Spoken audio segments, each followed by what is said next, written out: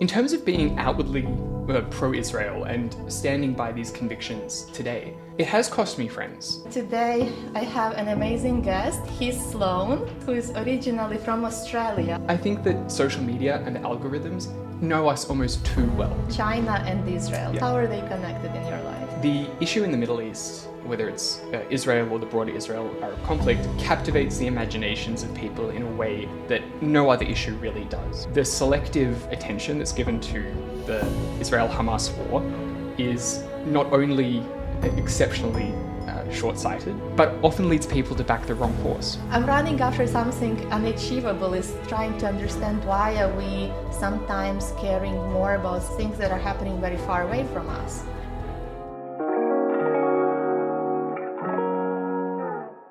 Welcome back to On Human Journey, and today I have an amazing guest, Heath Sloane. Thank you for having me. Yes, thank you for being here. Heath, who is originally from Australia. It's for my sins. But I found you here in Vienna today. Yes. So maybe we can get started with you telling a little bit more about yourself.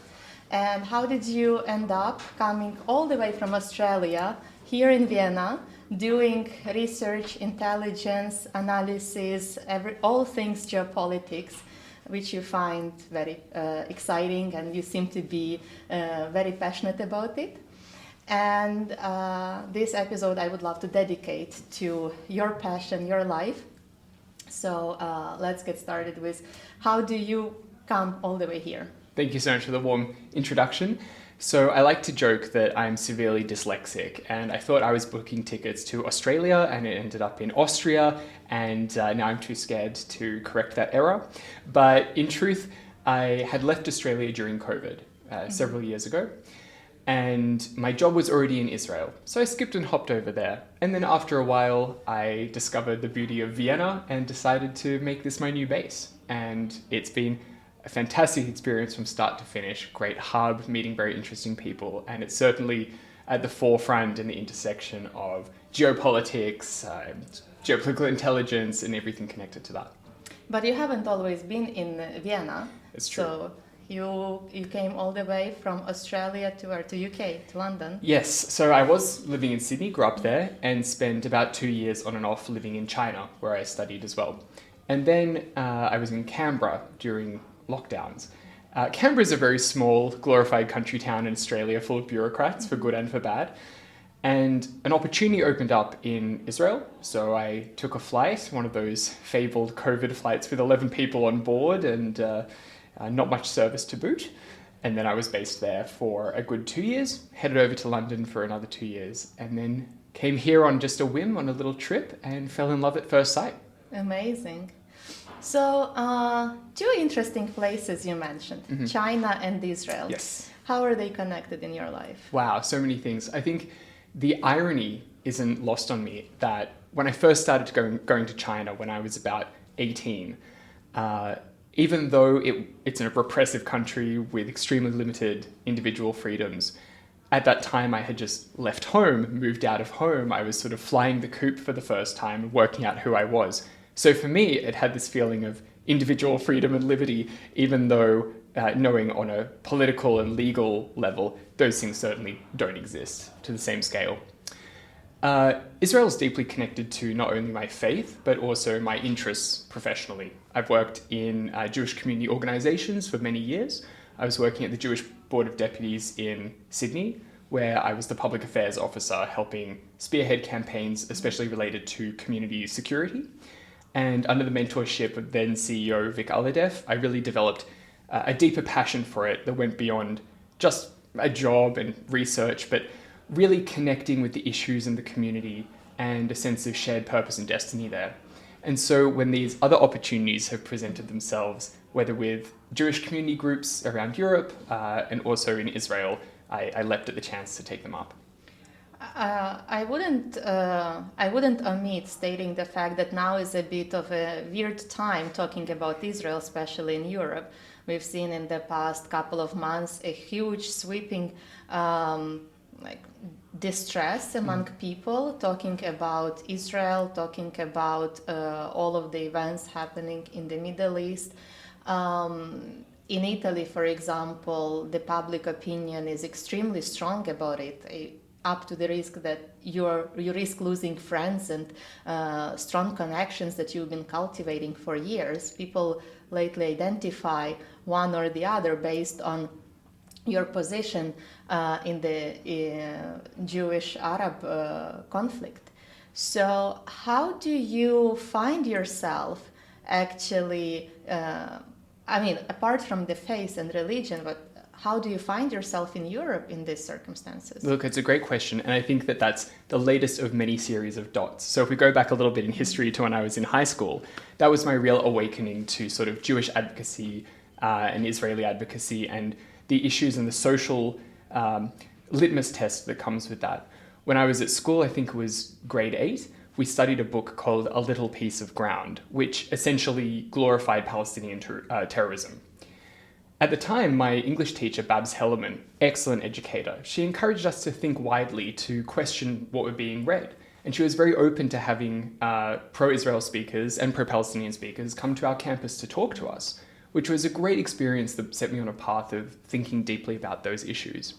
But I think from a very young age, when you realize that standing up for Israel and for free societies can ostracize you and put you on the receiving end of a lot of hate, whether in the playground or now on the town square of where we live, you realize that these are very serious issues and everybody has an opinion on them. But that being said, it also made me realize that if it's not us who are making the case for this, then nobody's going to make the case for us. And I think that really encouraged me and put the fire up me to want to make this a professional career path for myself too. In terms of being outwardly pro-Israel and standing by these convictions today, it has cost me friends. It has led to some really awkward moments. And I think you need to be sure of yourself and what you're standing for, but also have the humility to acknowledge where you might be wrong or you don't have a full set of facts. And I think that there's a really sad trend in modern society and discourse, especially on social media, where everybody assumes the worst of each other. People don't want to sit down with you and think, neither you nor I want people to be needlessly dying. We don't want to see war. We don't want to see a conflict perpetuated. They instantly assume the worst and a wholesale endorsement of everything either side stands for, which is simply not the case. And I think that that's the real challenge in this sort of advocacy, to bring it back to a human level, where we're talking about real people, real issues, real lives that are being torn apart by this conflict. So are we going to be flippant with that and try to excuse away those things? Or are we going to try to find common ground and try to base those arguments in our values, our cultural background, to try to work towards real lasting solutions, whether it's here in Vienna or it's over there in Israel? Yeah. And, a lot of times what I'm seeing is that people don't know all the facts, or they don't spend time to research all the facts. And honestly, I think a lot of times we are so much deeply rooted in our own problems and in our own issues that we don't really go very deep into what's happening in other places. So then, in that case, it kind of feels very weird to me when I'm seeing so many emotions around the conflict from people who might not be a part of it. And I'm trying, I don't know, maybe I'm just running after... No, you're spot on. I'm running after something unachievable, is trying to understand why is this happening, right? Why are we sometimes caring more about things that are happening very far away from us? If you have any thoughts on that. Look, I think you've touched upon some really interesting questions there. And I think Dennis Prager's book, Why the Jews, does a good job at probing at that question. The issue in the Middle East, whether it's Israel or the broader Israel-Arab conflict, captivates the imaginations of people in a way that no other issue really does. People from very disparate parts of the world, different faiths, different backgrounds, will still have an opinion and care and follow about those issues. Now, how much of that care is genuine, I'm not entirely sure, but it does mean that this issue is constantly in the news, especially around wartime. I think there is a hypocrisy that we need to point out there, where you have people in certain countries in Europe that are much closer geographically to the border of Ukraine and Russia, where there are thousands of innocent people being massacred in Ukraine, who seem to care less about that than they do about a very localized conflict in the Middle East. Do you think faith has to do it with that? I think there's definitely an intersection with faith, especially when radicals try to play on the spiritual affiliations of people to try to lump them in one monolithic box. If you're a Muslim, therefore you must think one way. If you're a Jew or a Christian, you must think a certain way. So I think there is a faith element to that. I think there's also just more clout and social standing to be gained by jumping on the trendy thing. Perhaps some of those people back in the day were putting out the right things about Ukraine, but they quickly stopped caring because another issue took precedent. And I think that people shouldn't be so quick to just follow the news cycle when years later the war in Ukraine still hasn't been resolved. Not to mention other conflicts going on in Sudan or elsewhere. The selective attention that's given to the Israel-Hamas war is not only exceptionally short-sighted, but often leads people to back the wrong horse. And on that, I wanted to talk about what you talked about, the exacerbation of this. I think that social media and the algorithms know us almost too well, right? I can open Instagram or TikTok. It knows where I want to holiday, what hotel I want to stay at even before I know, what restaurants they have there, what fashion I want to buy for the next season. We almost implicitly trust the algorithm to push us the things that we think or we guess that it knows that we want, right? And that's where disinformation can slip in, because we implicitly trust the algorithms and the platforms. And when you're being pushed extremely sensationalist content, real or not, it's going to get eyeballs, it's going to get engagement and clicks, and that's what sells, right? And I'm not blaming everything on the algorithms, it's just baked into the cake. But I think that's also fueling outrage about an issue that would otherwise be quite distant to a lot of people. Yeah. I love how you said selective attention. That's pretty much describes probably the world right now. We also tend to believe what we want to believe in a lot of times. It seems to me that we are just looking for like the confirmation of our initial opinions, because the way how democracy works right now is that you have the right to your opinion only if people agree with that opinion. Right. And this is just a new form of cancel culture in sort of broader discourse, right? That we're only going to tolerate your opinion as long as it's within the purview of what most people think is acceptable or is going to get you social clout. And I think that's really deleterious to freedom of speech writ large. It is, and it's also, especially when you work in this field so much, and you can spot when there is a large campaign happening. And sometimes it's even so incomprehensible. It's like, how do they have so many resources, right, to put out all of these campaigns? And I'm not saying that all of this is not true. Like the premise why the campaign was happening exists, right? There's always a kernel of truth Yeah. in some of these things. It's just like nothing comes out of imagination. Yeah. Of course, the premise exists there. And it's sometimes also our own knowledge gap and kind of not wanting to look deeper. Like, for example, today I was doing an interview on the Ukraine war, and they put on the screen the images of buildings being exploded, bombings. Half of the images were not from Ukraine. Well, there you go. Half of the images clearly were showing the desert and a lot of rumble and a lot of buildings in a small area destroyed, which is not really the case in Ukraine, because like first the weather conditions are different, the grayness of Ukraine cities is very different than the light somewhere by the shore. And I was just looking at this and I was like, this does not look like Ukraine. But what you've touched on is a really important point that relies on having a trained eye. So you know what you're looking at, you're familiar with these things, so you can instantly pick up on this. Disinformation thrives on people not knowing how to do that, right? And it's so much easier now in this AI age with deep fakes and these things. Like if we look at the Taiwanese elections, the presidential and legislative elections last year, we saw hundreds of deep fake videos coming out about different Taiwanese leaders spouting policy lines that were totally anathema to what they actually stood for.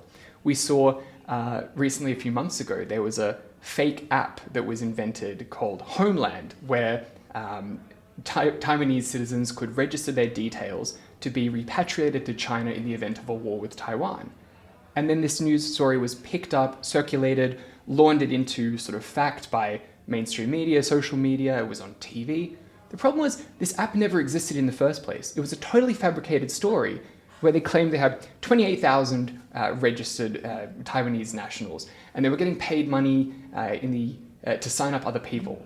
It was a totally fake news story that came out of nowhere, but it was enough to sow the seeds of doubt, to make people panic or have moral outrage about a particular issue that had never existed in the first place. But the damage is done.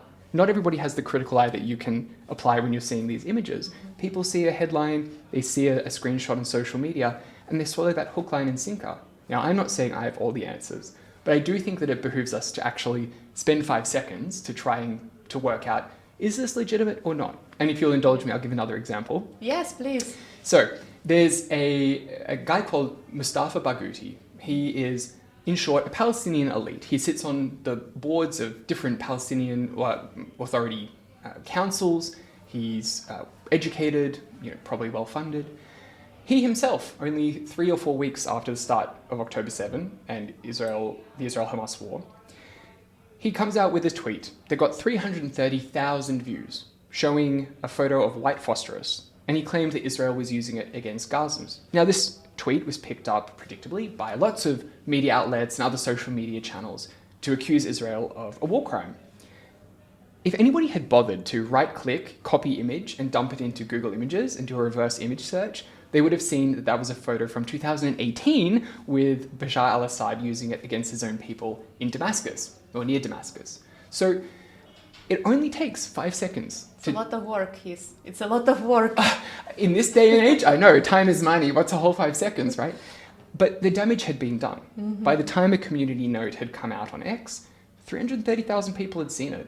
It had been picked up by other news channels. So disinformation thrives on knowing that people won't do their due diligence and just pick up the narrative, because unfortunately the narrative counts way more than facts now.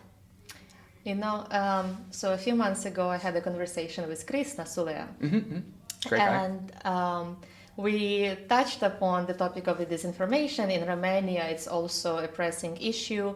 Lots of problems, interference in presidential elections, cancelled presidential elections. Yep. And Chris is a professor who works with students, teaches students of international relations. So he says, a lot of people, because the campaign was happening on TikTok, he says, a lot of people say, I'm not interested in politics. And his response is, too bad, because politics is interested in you. And it is so true that everybody is just looking for the public support, for the public pressure, because that's the actual publics who will then push on leaders in other countries, who will be voting resolutions in the UN, who will be supporting those messages, passing them to the EU, to the US, and to other world leaders. And this leads us into the world where, first of all, you don't know what you can trust anymore. And secondly, this leads us into a very divided world. And that is actually super interesting to me, because you were studying in China. You speak Mandarin. And you speak Hebrew, and you're speaking Arabic, right? A bit of Arabic, a bit of Farsi, French and German. So you are able to actually read the info from all three worlds. And a little Hungarian, but that's just to impress my in-laws. So we won't be using that for work anytime soon. Oh, yeah. But at least, Hungary is the enemy we keep close to us, It's but you know what they say is you need to know your friends very well, but you need to know your enemies even better. Listen, I'm a big fan of palinka, langosh and paprikash, so let's hope that Hungary can turn a positive direction and we can have more of that as well. Yes, but on China and Iran and and everywhere else in the world. Like I also could hear you a little bit of Russian over here and there. Davai, davai.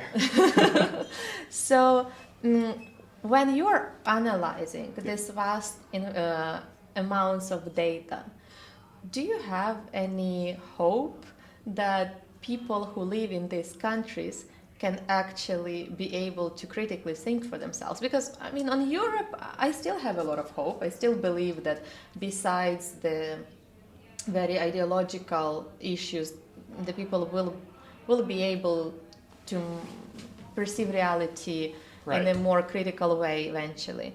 But in the rest of in the kind of so-called axis of evil, I don't have hope at all. What about you?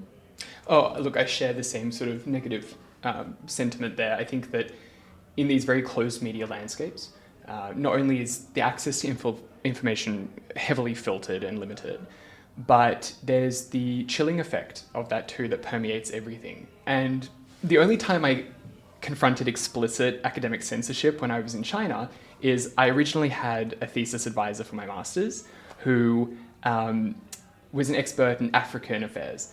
And I spoke to her and I suggested a thesis topic based on China's only overseas naval base in Djibouti. I thought that would be such a cutting edge piece of intel, and it intersects with Middle East and Israel and strategic affairs. She was also on board with this topic. Then a week later, I get a call and she sounded kind of panicked and she said, "Can you come to my office urgently?" I was like, "What's this about? There's no real updates." Came in, she sat me down and she said verbatim, "If you go down this path, I will not be able to protect you." Protect. And I thought, "Oh, surely that's lost in translation. No. And then she switched to English and she said the exact same thing. And then I realized that, okay, there are red lines. They're very explicit. And if you start getting close to it, thank goodness she gave me a bit of a warning, but that could have ended really badly.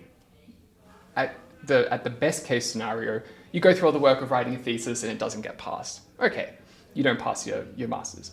Worst case scenario, who knows? You're totally banned from China, you get kicked out, you're on some watch list, or you have to appear to the police, or you get arrested or something. So in these closed media landscapes, the prospects of access to that information to challenge those authoritarian narratives being pumped by the government is very limited. But let's also be real, right? A lot of people in these countries do have VPNs, but they're not interested in using it to challenge the authoritarian narrative. Like, how many Chinese people do you think in China are using their VPNs to check the veracity of the government's claims about the Tiananmen Square massacre? Mm-hmm. Or about whether Taiwan really is part of China or not? They're not. They're more interested in using it to either access online games that are banned in China. Pornography is a big one as well. Or for research, to access sources that you can't access within China. But they're not necessarily interested in building a big, using the VPN access at least, to build civil society movements that are undercurrents of challenging these big state narratives, whether they want to or not. I think that's doubly concerning, because when you have the limited landscape and the lack of will to do so, the prospects of challenging those issues become even more dim.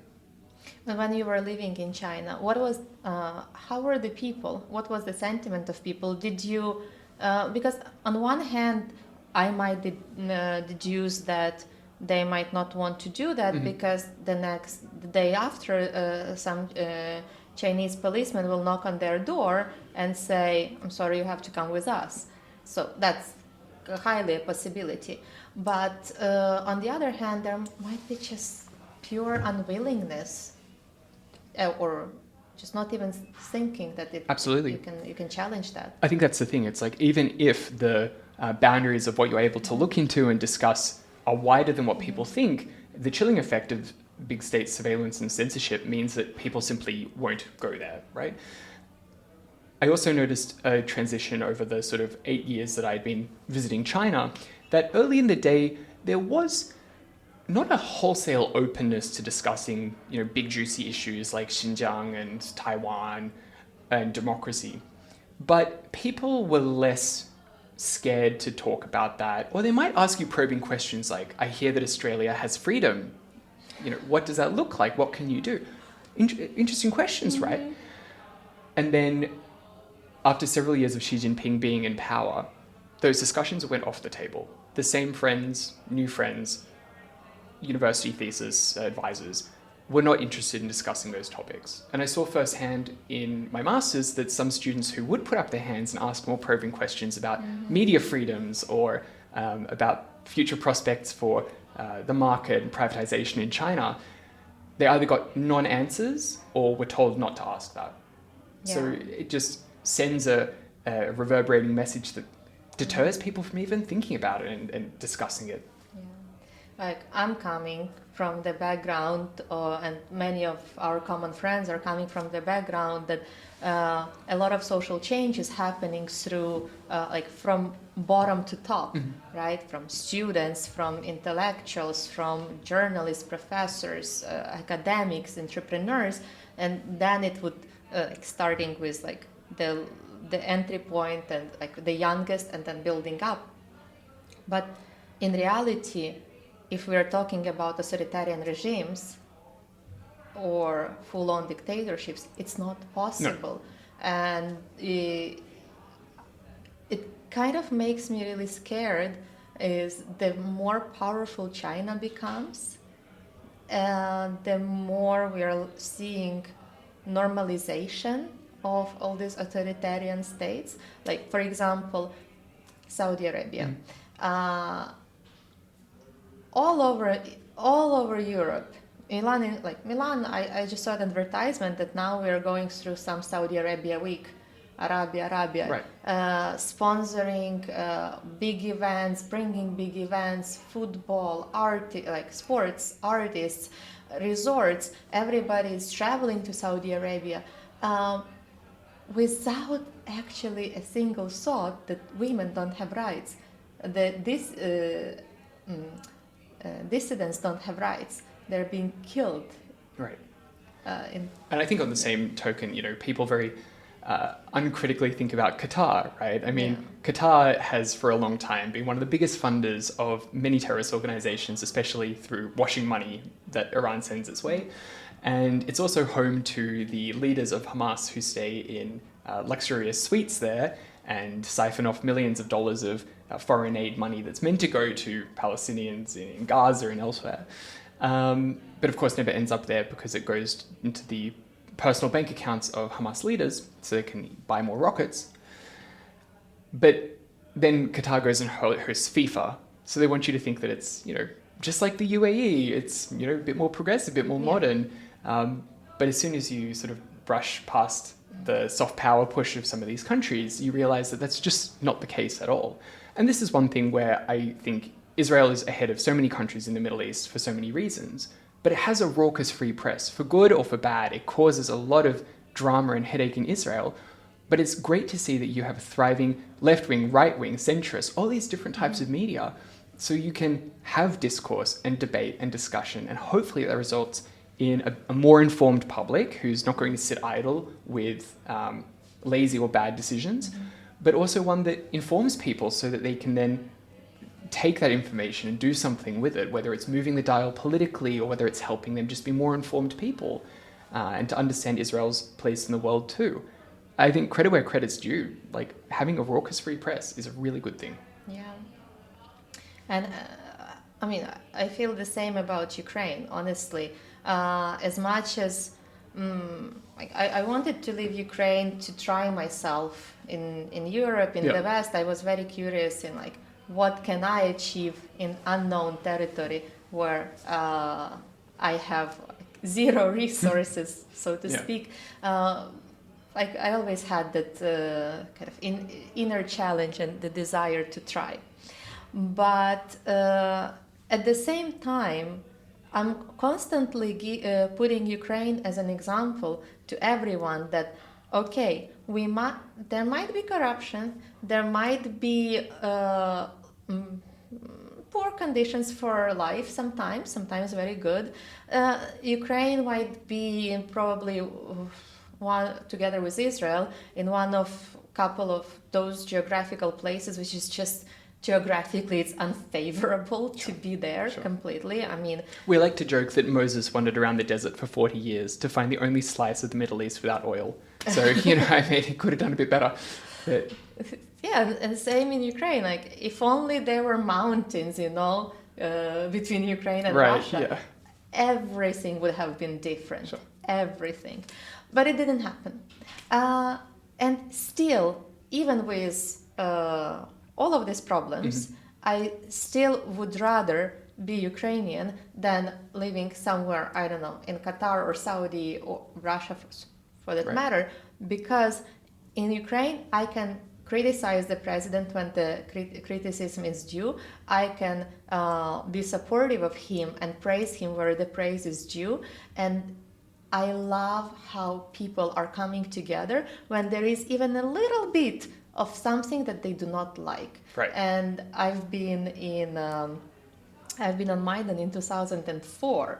I was like a little kid when we were protesting against falsification. Wow, okay, so it runs deep. Okay. Yeah, and like I still have somewhere at home, like I got a little candle and a little candy from Nice. somebody, and I was just fascinated. Why are there so many people in the streets? But this is true democracy. This is where we can actually, kick out like a Russian put doll, a president, out of the country if we need to. Yes, there is price to pay, but I would rather have that than not being able to have my opinion, my voice, and be who I am, who I truly want to be. Absolutely. I think it's amazing to see, especially since the war, how much Ukrainians have stood up for their freedoms and their liberties and the sovereignty of the country. It's shameful that the war still hasn't come to an end yet. But that being said, I think that, once the genie's out of the lamp, you can't put it back. The Ukrainians have shown that they're prepared to go to the end to defend their freedoms and their liberties, and we need to back them all the way. You know where we're similar? I mean, Jewish people and Ukrainian people, is that we can get together in front of the threat, but we can very well get against each other. Yes, and sometimes we're our own worst enemies in that respect. I think that's also a sign of a healthy discourse and debate and discussion, but I think factionalism within Jewish community organizations can often be the organization's undoing, whether it's personality driven or whether it's mission misalignment. I think that stronger, more unified communities that have that diversity of discourse and opinion, but still see each other as, we're in this together, we need to look out for the community security, we need to look out for our future, is really important. And I think that when that starts to fracture, that's when things become very dire. And for example, a lot of Persian diaspora organizations are often at each other's necks. And so whether they're pro-monarchist or they're after a different brand of Islamist republic or they're after a Marxist takeover, because there's so much intra-seeing tensions between these groups, it makes it very hard for a unified collective push against the Iranian regime. So I think that there needs to be that difference, but still a commonality that overrides that. But another thing I wanted to discuss, because as we are talking about people uniting together, and you research them so much in your work, is the terrorists, the aggressors, who also are very well at uniting together. Oh, absolutely. And this show is called On Human Journey, so I'm very curious to hear what you think, like on human level, because for us, for Israeli, for Ukrainians, it's our existence, right? It's our ability to live and exist in this world. It's our right to it. But why do they come together? Because they sometimes are showing much more passion and faith in their mission than us. I think there are certain messages that cut through stronger than others. I think, for example, radical jihadi groups are able to appeal to a very particular brand of extreme Islam, which, if people are inclined that way, will instantly fall into line with, because it has the patina of a religious validation. When we look at identitarian and racial groups like white supremacists and neo-Nazis, there's an inalienable feature about the members that they can draw on, whether it's their skin color or it's a particular geography as well. What concerns me even more on top of those groups is the horseshoe theory, right? Where you see disparate groups that otherwise would not necessarily be seen to be allies standing together about the same issue they're aggravated by. And here, Jews and Israel take center stage. Whether we have the neo-Nazis who hate the Jews and we have the radical jihadis who hate all Zionists, which, let's be real, is a code word for Jews, then we see them effectively linking arms in demanding the same things. Whether it's neo-Nazis in Australia the other day rallying for abolishing the Jewish lobby, whatever that is. We also have radical Islamists and also far-left activists who are all yelling the same thing. So when we see this convergence of narratives by these disparate groups that would probably otherwise be at each other's necks, that's a really vulnerable position to be in.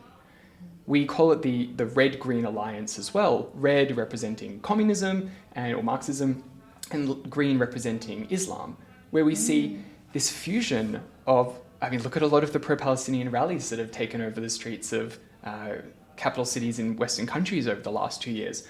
We have hardened Marxists with communist flags marching with the jihadis flying the Taliban flag or ISIS flags or Hamas flags. What is it that they have in common? Well, that's for another conversation, but it's a deeper ideological alignment and especially centered around their shared perceived enemy. That's what scares me more when we start to see these issues converge. And that's one of the reasons why if you listen to, say, Tucker Carlson's podcast, right, we'll see him, traditionally a conservative, right, American, sitting down with people who he previously probably would have lambasted, right, because of their leftist opinions or their wokeism or these things. And then they sit down and there's a lot of head nodding, a lot of back patting and a lot of agreement because they might still disagree on much of their worldview, but when it comes to the Jews in Israel or whether it comes to Ukraine and Russia, they suddenly fall into line with each other. And I think that not recognizing those patterns is going to be the biggest vulnerability in a couple of years when we see these groups converging even more. Yeah. Do you have any hope? I still hold out hope. I think I'm an optimist by disposition. I think that even though things can feel like they're getting bad, there's still no other time I'd rather live in than right now. Living conditions are better than ever. Oh, wow. I know it's a bit controversial with cost of living and all the other issues. Despite all the conflicts that are happening in the world right now, it's still compared to historical timeline, a more peaceful time to be living than most other times in modern history. And I think that humans have this incredible ability to turn this negativity, these crises, these horrors into beautiful, incredible things, whether it's innovation, new ways of organizing our society, and a re-emergence of core values that keep us together. I can see really beautiful things coming out of the horrors that we've had to endure and the Ukrainians have had to endure over the last few years too. It'll be a hard path and a lot of battles along the way, not least in the court of public opinion. But I think the solidarity that you touched on earlier between peoples and also a realignment around our shared sense of humanity and what we want from our societies will hopefully pull us through this. Yeah.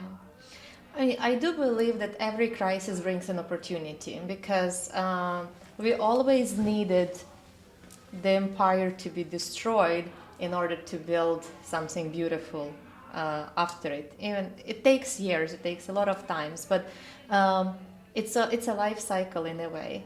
So you need the old to be ruined in order to build something new based on that. But if I can pick up on that slightly, I know that's a very positive inflection on that idea, but we also hear the same thing coming out from different radical groups about accelerationism, right? Where they say, look how much society is decaying and look at all these problems.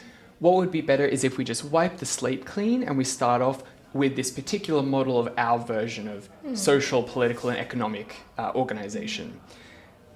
So we need to tread carefully here because while I think that creative destruction is a great thing and hopefully that'll lead to better ways of doing whatever it is, we need to be careful how we go about that so it's not letting the horse out of the gates too quickly and it's not the wrong people who are leading that change. Yeah, that's right. I didn't really think about their narrative.